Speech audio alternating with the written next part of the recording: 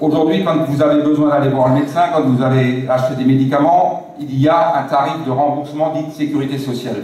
Ce n'est pas forcément toujours le vrai prix, mais pour l'essentiel, ça l'est. Je vais prendre l'exemple du tarif chez le médecin généraliste, qui est de 23 €.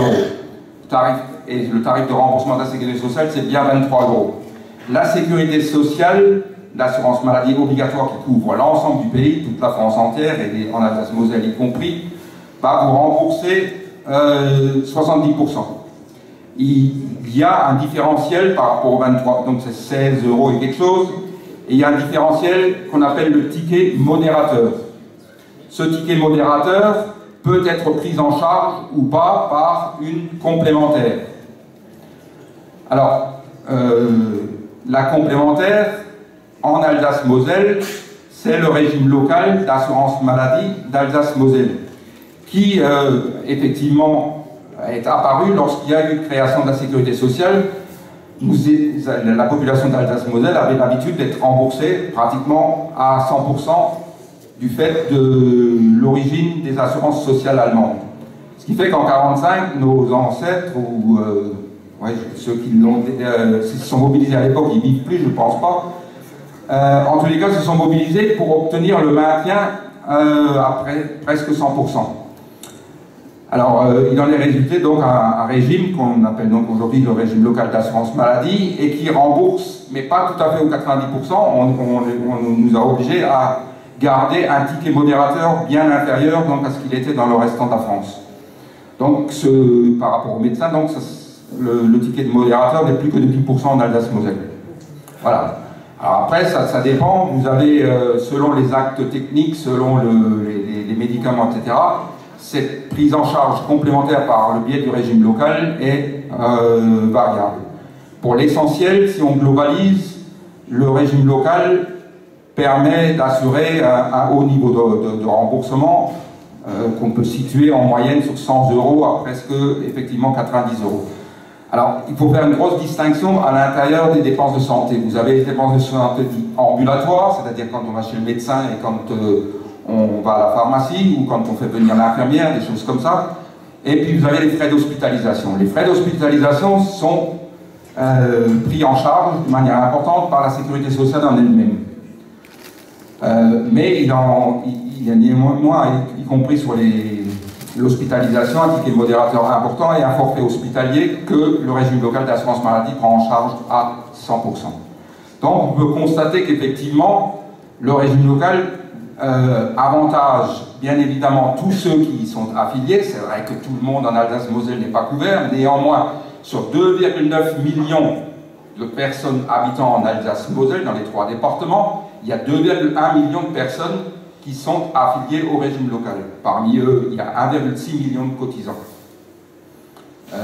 Les autres qui ne cotisent pas, ce sont des ayants droit, donc généralement des enfants ou alors le conjoint qui ne travaille pas.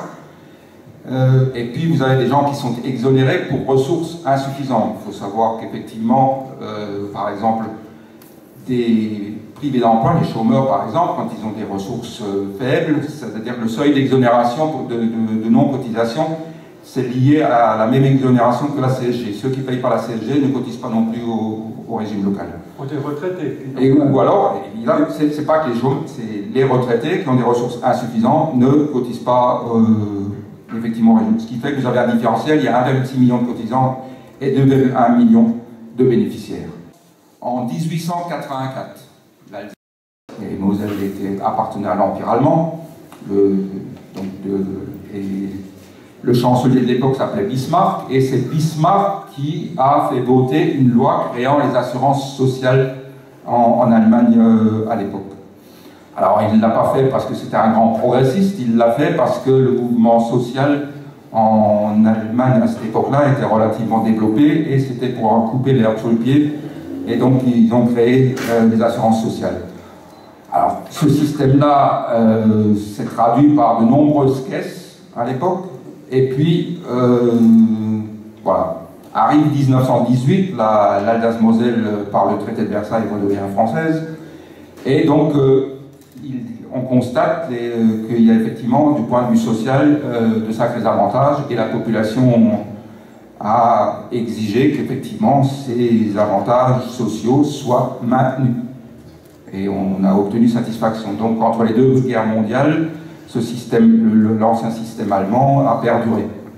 Arrive 1945, en France, les choses changent. Il y a eu le Conseil national de la résistance qui a prôné un système de sécurité sociale qui a pris appui d'ailleurs sur le système d'origine bismarckien. C'est pour ça qu'on parle souvent dans ce domaine-là du régime bismarckien. C'est-à-dire que c'est lié à une cotisation au niveau des entreprises. Donc, création de la sécurité sociale en France, mais je vous l'ai dit, avec une partie importante, enfin, quand même un niveau de remboursement inférieur à ce qu'il était chez nous. Donc, on a réussi à maintenir un niveau de remboursement presque, on va dire, presque égal à 100%, avec un ticket modérateur de 10%. Alors, immédiatement, les anciennes caisses ont disparu. Ce sont les caisses de la sécurité sociale qui ont remboursé les frais de santé. Alors, c'est un système qui était géré directement par les caisses primaires d'assurance maladie à l'époque. Après, les vicissitudes de ce fonctionnement-là ont fait qu'à un moment donné est apparu un déficit. Et face à ce problème-là, il y a eu une mobilisation de tous les gens concernés il y a une vingtaine d'années, et ça a donné naissance à un régime unique, qui est le régime local d'assurance maladie d'aujourd'hui. Ça date donc très exactement, les décrets datent du 31 mars 1995, qui crée donc et qui rend légal, du point de vue des lois françaises, le régime local d'assurance maladie. Il ne peut plus désormais être contesté par la loi française. Il est reconnu constitutionnellement. Donc quand on vient nous bassiner avec des problèmes constitutionnels, il faut savoir que les lois particulières d'Alsace-Moselle, aujourd'hui, ont une reconnaissance constitutionnelle. Sur quoi est-ce qu'on se base pour dire qu'il y a un problème constitutionnel? La Constitution de la République française précise qu'effectivement, sur l'ensemble du territoire, les lois doivent être appliquées de la même manière. Alors évidemment, ça pose un problème par rapport aux 3 départements anciennement sous l'ère allemande, parce qu'il y a des dispositions particulières. Eh bien, on a décidé de reconnaître que l'origine historique de ces lois n'était pas contestable, et désormais elles sont valables. On ne peut pas invoquer l'inégalité de ce point de vue-là entre les 3 départements de l'Est et les autres. Donc, pas contestable du point de vue constitutionnel. Alors, donc, ce régime local a été mis en place à partir de là, et c'est de là qu'est née l'autogestion dont a parlé tout à l'heure. Enfin, on n'appelle pas ça l'autogestion, c'est un terme qu'on peut utiliser, mais c'est tout simplement, on a mis en place un conseil d'administration qui peut décider des dépenses et des recettes. C'est-à-dire que le régime local d'assurance maladie d'Alsace-Moselle dispose d'un pouvoir que n'a pas la sécurité sociale en elle-même. La sécurité sociale en France ne peut pas décider elle-même ni de ses recettes ni de ses dépenses, c'est l'Assemblée nationale française qui vote. Par contre, en Alsace-Moselle, nous avons le droit de décider nous-mêmes des recettes et des dépenses. Alors, bien évidemment, dans un cadre défini. Alors, du point de vue des recettes, justement, on a la possibilité d'ajuster la cotisation dans une fourchette qui va de 0,75 à 1,5%. Ah, 2,5%. Aujourd'hui, effectivement, la cotisation demandée en ce moment est de 1,5%. Donc vous voyez qu'on a de la marge pour ajuster si les dépenses devaient augmenter. En même temps, on peut décider de la liste des prestations prises en charge par le régime local. C'est-à-dire qu'on peut aussi décider de moins rembourser, si on veut. Mais on est pratiquement au plafond de ceux qu'on a le droit de rembourser en ce moment. Voilà, donc vous voyez un système quand même où, effectivement, les représentants des salariés, alors qui c'est les représentants? Ce sont les organisations syndicales qui siègent dans ce conseil d'administration. Il y a 25 membres, dont 23 désignés par les organisations syndicales. Le nombre pour chaque organisation syndicale est issu des élections professionnelles. Et voilà, et puis il y a sur les 2 autres, c'est une personnalité qualifiée et puis un représentant de la mutualité. Entre parenthèses, cette personne n'aura rien à y faire de mon point de vue, enfin je pense que c'est partagé par mes 2 partenaires. Pour te permettre de souffler de temps en temps, il faut, pour la sécurité sociale vieille France, c'est la loi pivot, c'est la loi de finances sur la sécurité sociale, ce qu'on appelle le PLFSS, qui a été voté le 23 décembre, hein, qui fixe le montant de cotisation, les prestations, etc. Au régime local, c'est nous, les administrateurs, tout simplement, qui augmentons, diminuons les cotisations selon les besoins qu'il y a, mais nous avons un vrai pouvoir. Hein. Je crois que c'est ça la grande difficulté plus haute pour la sécurité sociale globale, c'est l'État, par la CNAM, hein, par les administrateurs qui sont désignés dans les CEPA. Non, c'est l'Assemblée nationale et le Sénat. Voilà. Et nous sommes libres. Voilà, c'est la grande différence. Une autre différence, il ne faut pas que je loupe et après tu reprends, où on oublie que le régime local a une dynamique extrêmement importante dans le domaine de la prévention. Ça, c'est unique, c'est-à-dire qu'on dépense énormément pour la prévention, notamment la prévention du diabète, hein, maladie cardiovasculaire, et ça, on l'oublie. Parce que, en fait, le vrai problème, c'est qu'il faut essayer de devancer un petit peu, que ce soit lorsqu'on est en bonne santé, hein, on a toujours en France, nous sommes tous pareils, on va voir le médecin lorsqu'on est malade. Souvent, c'est un peu tard. Il faudrait aller voir le médecin quand on est en bonne santé. Hein. Voilà, mais ce domaine de prévention, c'est extrêmement important de le souligner. Tu reprends. Oui, donc effectivement, un pouvoir important qui n'existe pas ailleurs. Et alors, qu'est-ce qu'amène ce pouvoir? Eh bien, tout simplement, à une excellente gestion, c'est-à-dire qu'il n'y a pas de déficit. C'est-à-dire, le déficit n'est quoi? C'est lorsqu'on n'arrive pas à ajuster les recettes et les dépenses. Quand, effectivement, on bloque les recettes, bah, si les dépenses augmentent, on ne peut pas ajuster. C'est de là que naît le trou de la sécurité sociale. C'est qu'effectivement, on décide artificiellement qu'on ne mettra pas les recettes au niveau des besoins. Alors, nous, on a cette possibilité-là de le faire. Et donc ça, je crois que c'est un élément important. S'il y a une raison de défendre le régime local, c'est déjà aussi celle-là. C'est-à-dire que, voilà, nous sommes autonomes du point de vue de la gestion. Alors, voilà, je crois que j'ai dit pratiquement l'essentiel sur le fonctionnement actuel. Le régime local c'est à la fois un régime qu'on peut qualifier de sécurité sociale, mais qui est un régime complémentaire par rapport au régime de base de la sécurité sociale sur l'ensemble du pays. Alors à côté de ça, vous avez d'autres complémentaires, parce que le mot complémentaire a été utilisé pour désigner plein de choses, et ça amène de la confusion. Donc à côté du régime local d'assurance maladie, il y a des complémentaires qui certains ont le statut de mutuelle, d'autres ont le statut des groupes de prévoyance, et d'autres carrément des assurances privées. Ces différents opérateurs complémentaires, lorsqu'elles vous demandent une cotisation, on va dire que si vous versez 100 € de cotisation dans ces complémentaires, ne reviennent aux assurés qu'environ 70 €. Lorsque vous versez les 100 € au régime local d'assurance maladie, il y a 99 € qui reviennent en remboursement de frais de santé. Donc vous voyez ce qu'on appelle des frais de gestion extrêmement réduits. Voilà, je vais vous expliquer pour quelles raisons au régime local ils sont extrêmement faibles. Ben, tout simplement parce que c'est un régime obligatoire et qui couvre au moins une grande partie de la population. Vous n'avez pas le choix, il faut que tout le monde cotise. C'est pas vous qui décidez dans l'entreprise, là où vous travaillez, moi j'adhère au régime local ou pas. C'est la loi le prévoit. Parce que si vous travaillez en Alsace-Moselle, dans une entreprise, ben, vous êtes automatiquement au régime local, mis à part les catégories qu'on a évoquées tout à l'heure qui n'en font pas partie. Donc d'une part, quand un régime est obligatoire et plus il est étendu, plus il est solidaire et moins il y a de frais. Alors en même temps, du point de vue du fonctionnement, il y a du personnel qui rembourse les frais dans les complémentaires.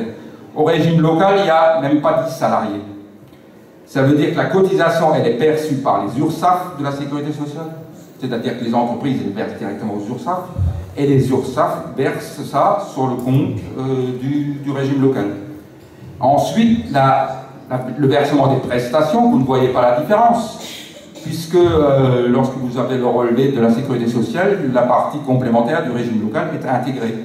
Ce sont les personnels qui travaillent à la sécurité sociale qui font le travail. Alors, ils n'ont pas vraiment de travail supplémentaire, c'est le logiciel qui le fait. Il y a un taux sécurité sociale de base et un taux à côté qui est affiché dans le logiciel sécurité, enfin, régime local d'assurance maladie. Et puis, voilà, et puis ça part, c'est du traitement informatisé, et puis vous êtes remboursé. De ce fait-là, pratiquement en termes de gestion, c'est du 1%. Donc nous, alors c'est vrai que sur les recettes du régime local, ce 1%, nous le reversons, enfin il sert à payer les 7 ou 8 salariés, et il sert à payer effectivement les frais de gestion de la sécurité sociale. Donc les URSSAF sont rémunérés, une partie des recettes que nous encaissons sont versées aux URSSAF pour les frais de gestion, et une partie des autres recettes sont versées à la CEPAM pour des frais de gestion. Mais le total représente dans les comptes du régime local 1%.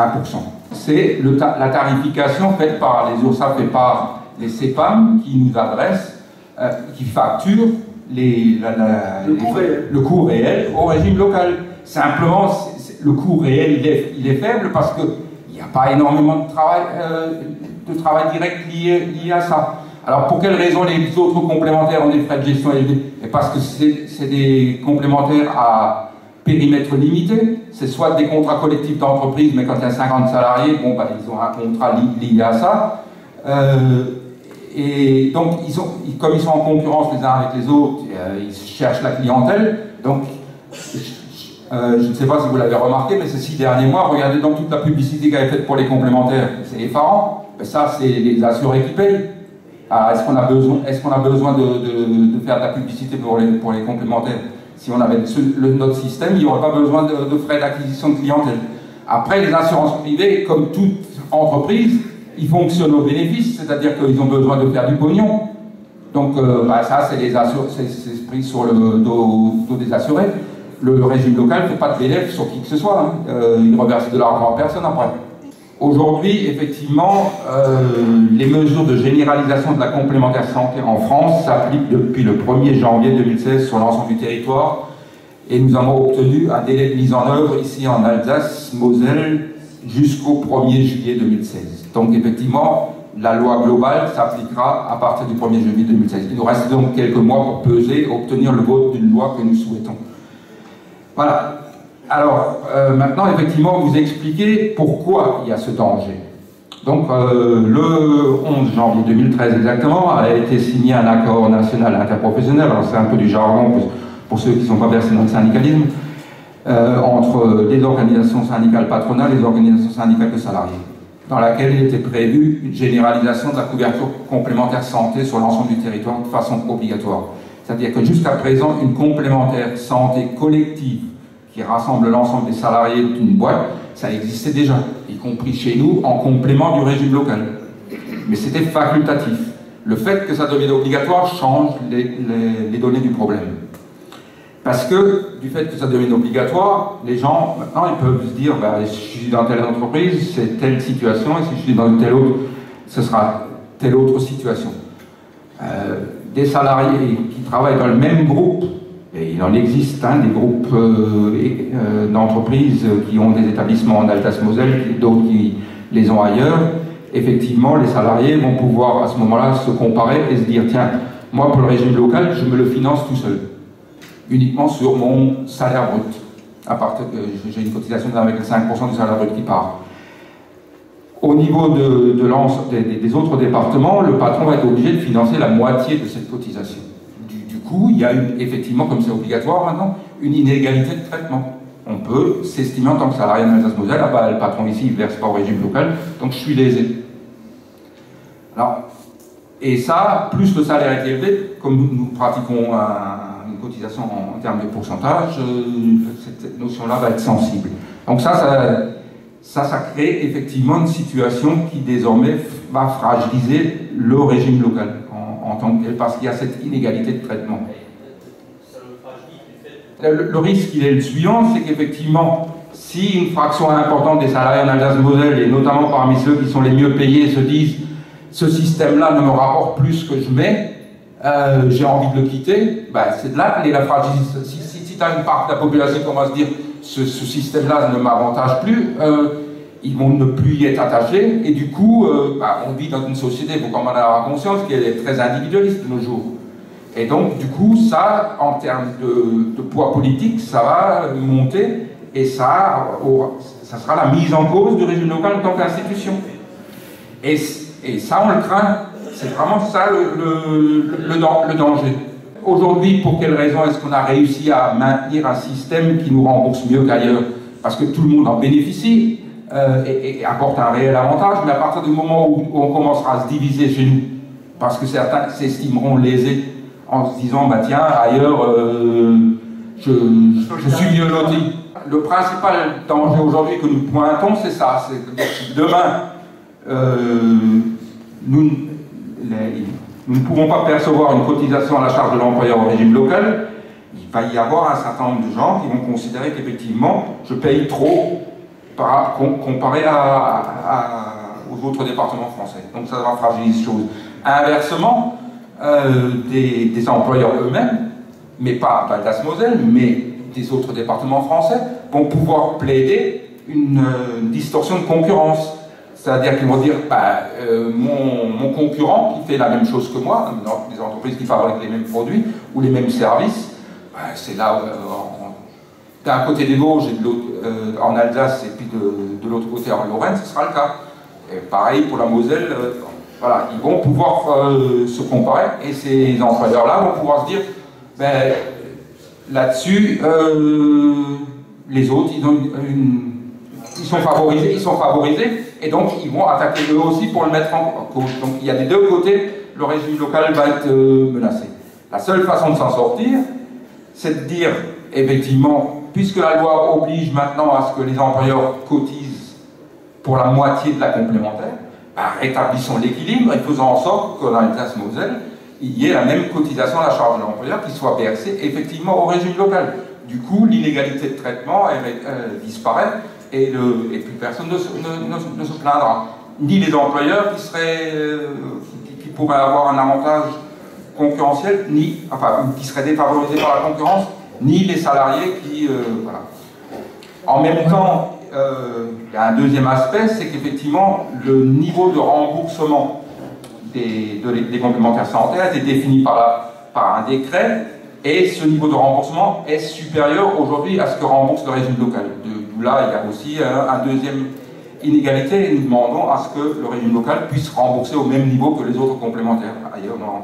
Voilà. Ça, c'est les deux revendications que nous formulons. Si ça, là, on les obtient, mais pour ça, il faut un vote à l'Assemblée nationale en notre faveur. À ce moment-là, on rétablit l'équilibre et puis le danger disparaît. Il y a eu le rapport parlementaire que j'ai évoqué tout à l'heure en introduction, signé par 4 parlementaires. Ils analysent parfaitement le sujet, le rapport, il est public, on peut l'avoir. Donc, à partir d'un très bel exposé, il conclut qu'effectivement, si cette loi est votée, il se pourrait, on dit bien il se pourrait que le Conseil constitutionnel retoque cette loi. C'est déjà arrivé que le Conseil constitutionnel dise que telle loi votée par les députés n'est pas constitutionnelle. Mais là s'ouvre effectivement un débat juridique sur lequel tout le monde n'est effectivement pas d'accord.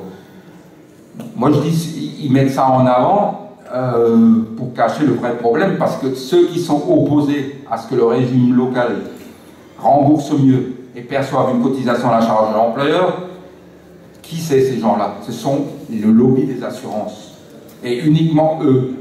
Donc évidemment, s'ils apparaissent en pleine lumière, la population ne va pas être majoritairement favorable à eux.